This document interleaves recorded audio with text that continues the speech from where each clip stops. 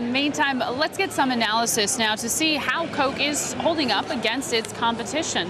I want to bring in Carolyn Levy of Credit Agricole. She's an outperform rating on Coke and joins us from our New York headquarters. Carolyn, welcome to InBusiness. Thank you. So Carol was just telling us, we're talking day in, day out about the fate of 500 million Europeans and many Americans who are looking at cutbacks and looking at job loss.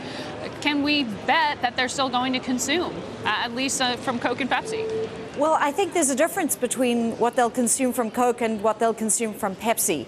Pepsi's doing great in the snack business, but Coke is really winning the cola wars, and they're winning in orange juice as well globally.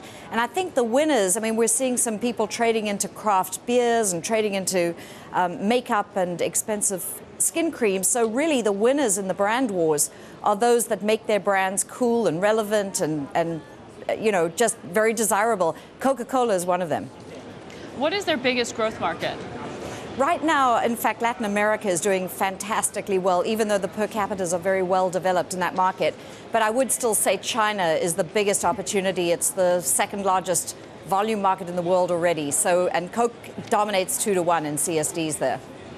Well, we know when you look at the competitive field, Pepsi hasn't been faring as well as Coke has in recent years, but they do have a snacks business.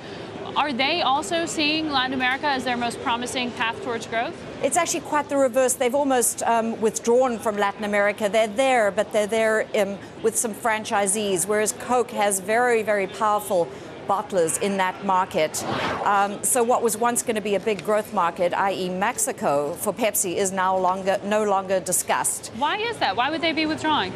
Well, Coke really has had dominant shares there for 80 to 100 years. And so when Pepsi made a big push into Mexico, for example, they just were not successful. The Coke bottler in Mexico is FEMSA, amongst others, and they are just spectacular. They're probably the best in the world. So it's been very difficult for Pepsi to do well there. All right, Carolyn, thank you very much.